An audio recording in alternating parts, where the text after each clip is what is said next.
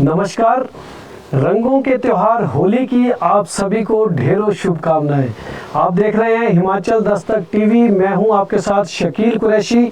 आज दिन भर के घटनाक्रम पर चर्चा करेंगे। हिमाचल प्रदेश का में क्या कुछ खास रहा है, इसकी जानकारी हम इस बुलेटिन में आपके साथ साझा करने आए हैं। आज प्रदेश में कई स्थानों पर जो है वो होली का त्यौहार मनाया गया। हालांकि होली जो है वो कल है, लेकिन कई क्षेत्रों में आज भी जो है वो गुलाल उड़ा है और लोगों ने पूरी खुशी के साथ, हर्षोल्लास के साथ रंगों के इस त्योहार को जो है वो मनाया है।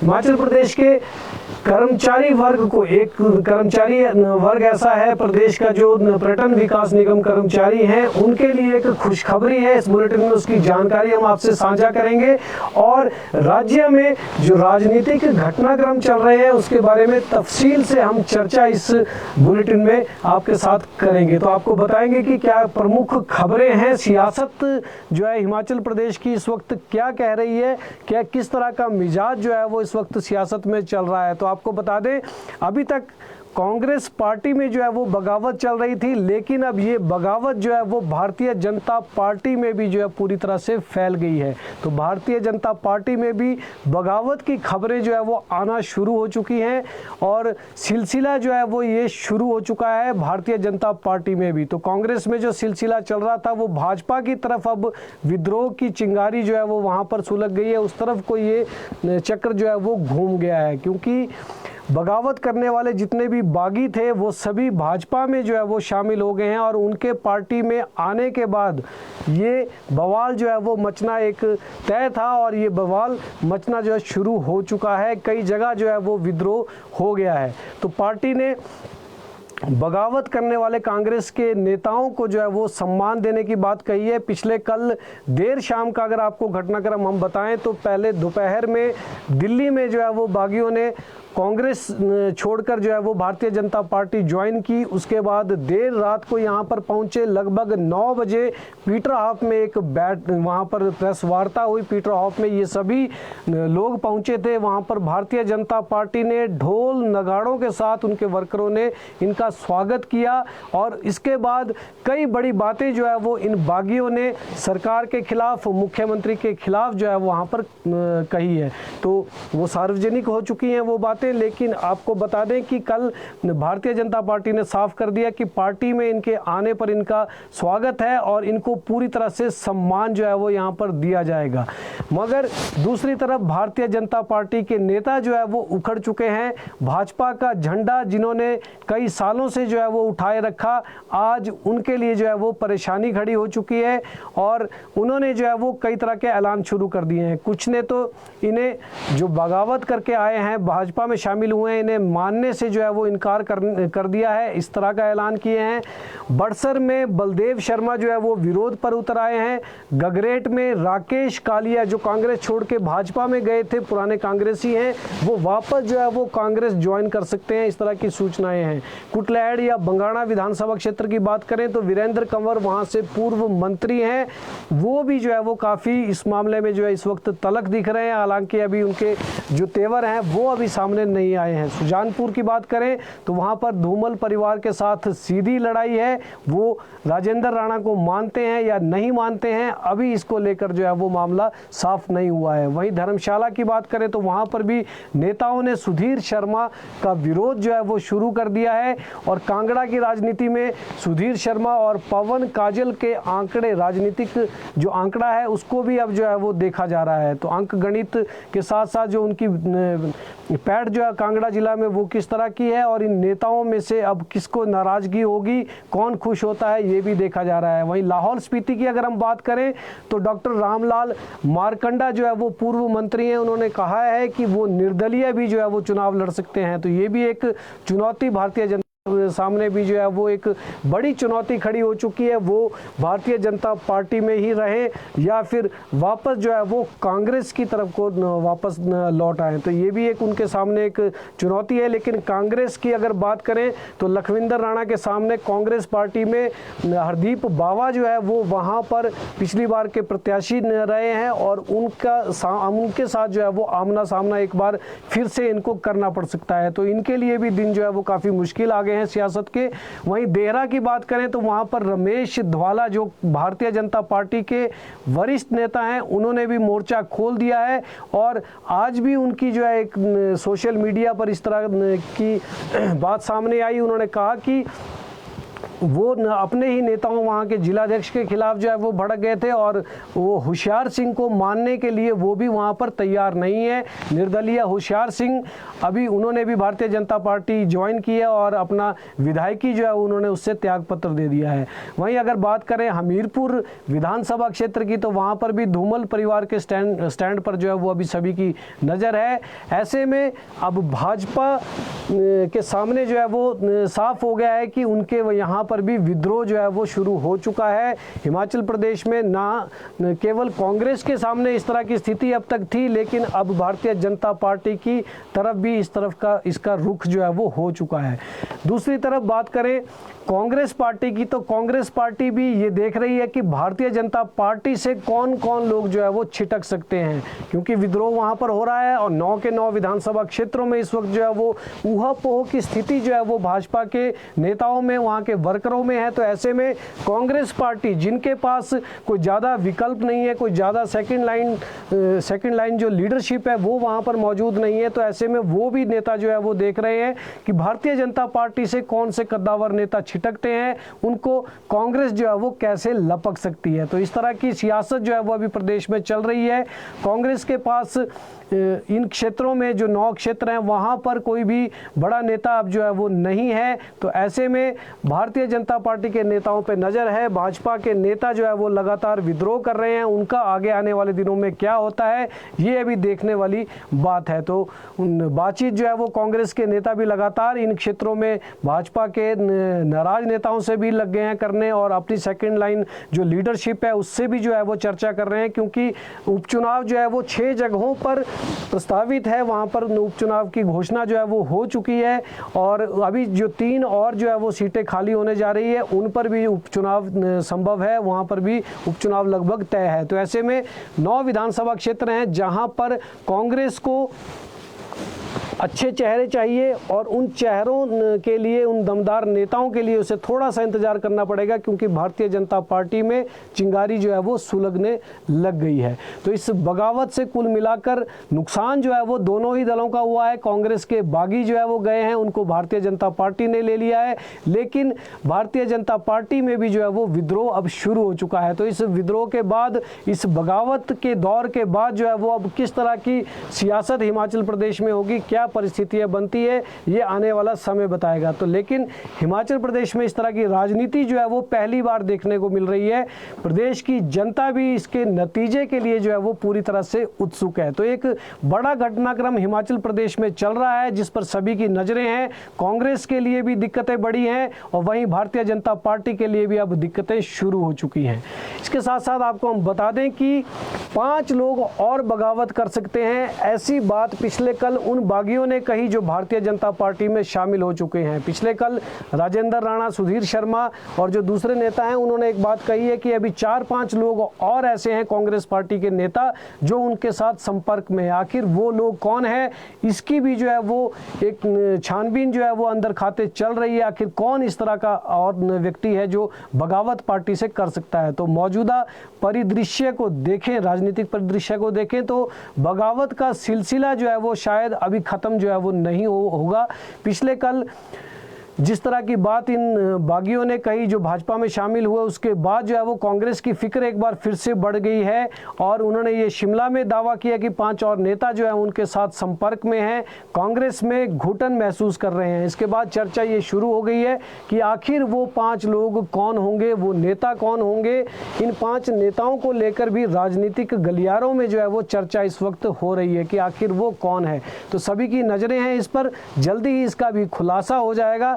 और जिस तरह से बागियों ने मोर्चा खोला हुआ है तो लग रहा है कि कई तरह के और आरोप जो है यहाँ पर चलेंगे, कई तरह की और बातें जो है यहाँ पर सामने आएंगी। लेकिन वो 5 और नेता कौन है, इसका भी खुलासा जो है वो जल्दी ही यहाँ पर होने वाला है। अगर ऐसा होता है तो सियासत और जो है यहाँ पर और गर्म हो जाएगी और ज़्यादा जो है वो इसमें तकनीकी पेंच जो है वो ज़्यादा यहाँ पर पड़ जाएंगे। तो एक तरह से ये कहें कि रायता जो फैला हुआ है ये और फैलने वाला है, तो ये जल्दी ही सामने आ जाएगा।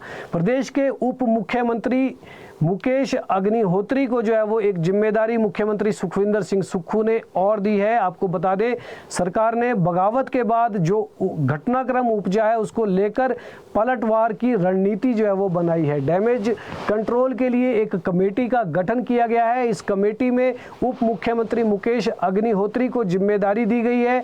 उनके नेतृत्व में 4 सदस्यीय दल बनाया गया है, जिसमें चौधरी चंद्र कुमार हैं, हर्षवर्धन चौहान हैं और जगत सिंह नेगी हैं, जो डैमेज कंट्रोल की रणनीति पर अब काम करेंगे।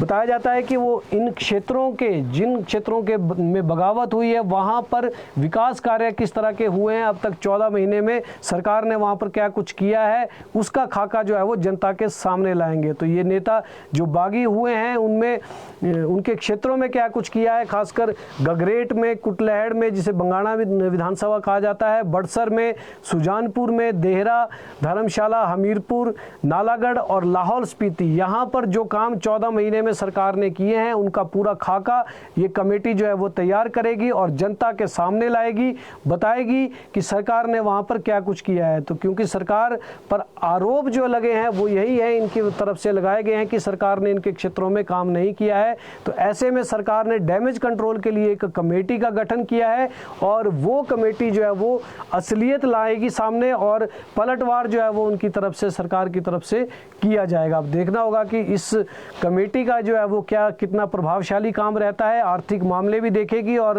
राजनीतिक मामलों की भी पर भी इस कमेटी की जो है वो नज़र रहेगी। तो ये कमेटी क्या करती है आने वाले दिनों में ये भी पता चलेगा। वहाँ मुख्यमंत्री सुखविंदर सिंह सुक्खू और कांग्रेस की प्रदेशाध्यक्ष प्रतिभा सिंह जो है वो दोनों अब एक साथ नजर आएंगे। कांग्रेस के दोनों नेता एक मंच पर जो है वो जल्दी ही दिखने वाले हैं। जल्दी ही इनका साझा एक कार्यक्रम जो है वो जारी किया जाएगा। इसके तहत वो जनता के बीच जाएंगे और वर्करों में जो है वो जोश भरने का काम करेंगे। ये नेता बताएंगे कि कांग्रेस मजबूती के साथ जो है वो खड़ी है और हर वर्कर जो है वो पार्टी की तरफ से लड़ने को तैयार है। बताया जाता है कि इनको हाईकमान की तरफ से जो है वो निर्देश हुए हैं। पिछले दिनों मनमुटाव जो है वो कुछ ज़्यादा ही बढ़ गया था मुख्यमंत्री और प्रतिभा सिंह के बीच में, जिसे अब शांत कर दिया गया है और अब एकजुटता का संदेश जनता को देने के लिए जो है वो इस तरह का प्रयास किया जाएगा। हालांकि अभी लोकसभा के लिए जो प्रत्याशियों की घोषणा है उसमें अभी समय लगेगा और बताया ये जा रहा है कि अप्रैल महीने के दूसरे हफ्ते तक जो है वो कांग्रेस पार्टी की ये सूची आएगी, क्योंकि अभी भारतीय जनता पार्टी के भी 2 ही प्रत्याशी हैं, 2 अभी उनकी भी घोषणा होनी है जिस पर भी जो है वो इंतजार किया जा रहा है। लेकिन कांग्रेस पार्टी को जो है अभी समय लगेगा। उससे पहले वर्करों में जोश भरने के लिए जो है वो प्रतिभा सिंह और मुख्यमंत्री सुखविंदर सिंह सुक्खू एक साथ जो है वो फील्ड में उतरेंगे।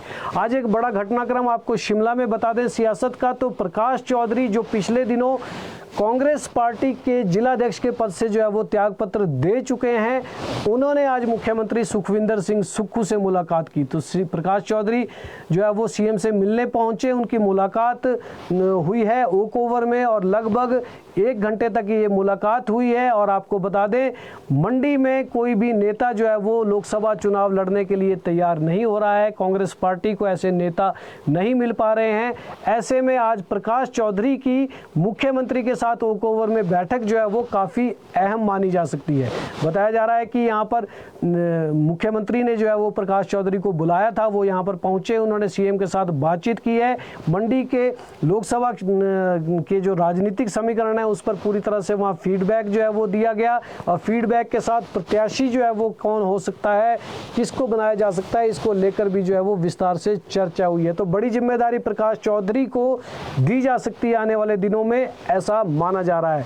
आपको बता दें, प्रतिभा सिंह ने चुनाव लड़ने से इनकार कर दिया है। कौल सिंह भी जो है वो तैयार नहीं हो रहे हैं, क्योंकि प्रतिभा सिंह ने कौल सिंह का नाम लिया था। उनका कहना था कि दूसरे नेता जो है वो कौल सिंह ठाकुर हैं, दमदार नेता हैं, जिनको भी लोकसभा का चुनाव लड़ाया जा सकता है, लेकिन वो भी तैयार नहीं हो रहे हैं। ऐसे में मुख्यमंत्री अब यहाँ पर दूसरे विकल्पों की तलाश कर रहे हैं। हाईकमान से उन्हें इस संबंध में निर्देश दिए गए हैं।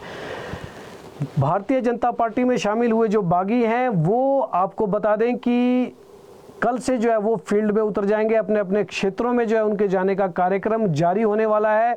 कल शिमला आए थे ये लोग और शिमला आने के बाद इनको आज सुबह जो है वो वापस से चंडीगढ़ भेज दिया गया, चंडीगढ़ में है और कल से बताया जा रहा है कि ये लोग अपने अपने क्षेत्रों में जाएंगे, वहाँ पर भारतीय जनता पार्टी के वर्करों के साथ मिलकर, पदाधिकारियों के साथ मिलकर वहाँ पर कार्यक्रमों का आयोजन किया जाएगा। और बड़ी बात यह है कि भाजपा के बड़े नेता यानी जयराम ठाकुर और राजीव बिंदल जो प्रदेशाध्यक्ष हैं, खुद इन लोगों के साथ जो है वो इनके चुनाव क्षेत्रों में जाएंगे। वहां पर इनके क्षेत्रों में जो भी भाजपा के नेता हैं उनके साथ मान मुनव्वल का दौर भी वहां पर चलेगा और इन नेताओं को मनाने के साथ वर्करों को जो है वो इन जो नए लोग इसमें शामिल हुए हैं उनके बीच ले जाया जाएगा और वर्करों को भी वहां पर समझाया जाएगा। तो इस तरह से एक मुहिम जो है वो भारतीय जनता पार्टी अब 9 विधानसभा क्षेत्रों में आने वाले दिनों में अब शुरू करने वाली है। तो कल से ये लोग फील्ड में उतर सकते हैं, अपने अपने घरों में भी जा सकते हैं, ऐसी संभावना जताई जा रही है। हिमाचल प्रदेश की वित्तीय स्थिति को जो है वो दुरुस्त करने के लिए एक बार फिर से प्रयास होगा। हालांकि अभी 2 साल के बाद जो है वो नया वित्त आयोग यहाँ पर लागू किया जाएगा। 16वां वित्त आयोग है और उसे जो है वो 2026 से 2031 तक लागू किया जाना है। तो उसके जो चेयरमैन है और उसके सदस्य जो हैं वो जल्दी ही हिमाचल प्रदेश में आने वाले हैं। इनकी वित्त आयोग की जो सिफारिशें रहती हैं वो 5 साल के लिए होती हैं। 2026 से 2031 तक के लिए सिफारिशें ये आयोग देगा, 16वां वित्त आयोग, और इन पर जो है वो पूरे हिमाचल प्रदेश का एक दारोमदार होगा कि वो किस तरह का आवंटन जो है वो राजस्व घाटा अनुदान में हिमाचल प्रदेश के लिए करते हैं। तो इनकी ओर से प्रदेश सरकार को एक चिट्ठी जो है वो आ चुकी है। अभी इनके आने की जो है वो तारीख तय नहीं है, मुख्यमंत्री से चर्चा चल रही है। तो इनके साथ बैठक में सरकार मौजूदा स्थितियों के बारे में विस्तार से चर्चा करेगी, बताएगी कि आर्थिक मोर्चे पर किस तरह से बदतर हालत जो है वो हिमाचल प्रदेश के हो चुके हैं। और आपको बता दें कि मौजूदा वित्त जो अगला वित्त वर्ष है और उससे अगला वित्त वर्ष यानी अगले 2 साल जो है वो प्रदेश में वित्तीय संकट जो है वो और बढ़ाएंगे, क्योंकि राजस्व घाटा अनुदान की जो सिफारिशें 15वें वित्त आयोग ने हिमाचल प्रदेश के लिए की है उसमें जो है वो काफ़ी ज़्यादा कमी और कटौती जो है यहाँ पर देखने को मिलेगी। इससे सरकार को काफ़ी ज़्यादा जो है वो परेशानी झेलनी पड़ सकती है। आज एक खुशखबरी है और ये खुशखबरी हिमाचल प्रदेश पर्यटन विकास निगम के कर्मचारियों के लिए है, जिनके लिए प्रदेश उच्च न्यायालय का एक बड़ा आदेश आया है। उच्च न्यायालय ने पर्यटन विकास निगम के कर्मचारियों को संशोधित वेतनमान का लाभ देने के लिए जो है वो कहा है। तो जितने भी प्रार्थी हैं संशोधित वेतनमान का लाभ प्रार्थियों को 6 माह के भीतर अदा करने के लिए जो है वो कहा गया है। तो एक साथ 61 याचिकाओं का निपटारा करते हुए न्यायाधीश रंजन शर्मा ने अपने निर्णय में ये स्पष्ट किया कि पर्यटन निगम को संशोधित ग्रेच्युटी भुगतान नियमों के मुताबिक ब्याज सहित 6 माह के भीतर जो है वो देना होगा, जबकि संशोधित लीव इनकैशमेंट का भुगतान 6% ब्याज सहित 6 माह के भुगतान भी 6 माह के भीतर जो है वो करना होगा। ये 6% ब्याज के साथ 6 माह के भीतर संशोधित ग्रेच्युटी और लीव इनकैशमेंट का भुगतान न होने की स्थिति में ब्याज का प्रतिशत बढ़कर जो है वो 9% हो जाएगा। इसके अलावा अतिरिक्त महंगाई भत्ते और बकाया 50% अंतरिम राहत का भुगतान 6 महीने के भीतर करने के आदेश हाई कोर्ट ने जारी कर दिए हैं। आपको बता दें संशोधित पे स्केल के एरियर का भुगतान 6 माह में ना होने पर देय तारीख से 9% ब्याज सहित अदायगी करने को कहा गया है। याचिकाओं में दिए तथ्यों के अनुसार कर्मचारी 3 जनवरी 2022 और 25 फरवरी 2022 को अधिसूचनाओं के तहत संशोधित वेतनमान का लाभ लेने के हकदार हुए। 1 जनवरी 2016 तथा संशोधित ग्रेच्युटी और लीव इनकैशमेंट का लाभ सेवानिवृत्ति की तारीख से लेने का हक रखते हैं। उनके बार बार आग्रह करने के बावजूद भी उन्हें इन लाभों से वंचित रखा गया। यही नहीं, उन्हें लंबे समय से अतिरिक्त महंगाई भत्ता, अन्य कर्मचारियों को भी ये राहत आसानी से अब मिल सकती है। वहीं सोलन जिला में प्राइवेट यूनिवर्सिटी में जो है वो छात्रा से रैगिंग का एक मामला सामने आया है। रैगिंग के दौरान लड़की के सिर में चोटें आई हैं। यूनिवर्सिटी प्रशासन को बताने के बाद भी उस पर कार्रवाई जो है वो कोई नहीं की गई। मामला ज़्यादा बढ़ जाने के बाद पीड़ित युवती पुलिस के पास पहुंची और पुलिस थाने में उन्होंने रिपोर्ट कराई। एंटी रैगिंग एक्ट के तहत ये मामला जो है वो दर्ज किया गया है। इस पर जो है वो पुलिस अगली कार्रवाई कर रही है। अब बात करेंगे हम हिमाचल प्रदेश के मौसम की, तो प्रदेश में कल मौसम जो है वो अब साफ़ रहेगा। कल और परसों से जो है वो कल जो है वो मौसम साफ़ रहेगा, लेकिन परसों जो है वो मौसम फिर से ख़राब हो सकता है। दोबारा से जो है वो बारिश होने की संभावना जताई जा रही है। 30 मार्च तक मौसम ख़राब बना रहेगा, ऐसी संभावना है। पहाड़ों पर कई स्थानों पर हल्की बारिश बताई है, और बारिश से लुढ़का जो अधिकतम जो तापमान है वो बारिश से जो है वो लुढ़क गया है। तो बारिश का मौसम जो है वो आज भी, अगर हम बात करें तो आज भी आसमान में बादल छाए रहे, और शिमला की बात करें तो दिन भर यहाँ पर बादल छाए रहे, और उससे ठंड भी यहाँ पर दोबारा से एक बार जो है वो महसूस होने लगी। तो फिलहाल इस बुलेटिन में इतना ही। कल आपसे फिर मुलाकात करेंगे, तब तक के लिए इजाज़त दें। देखते और पढ़ते रहें हिमाचल दस्तक।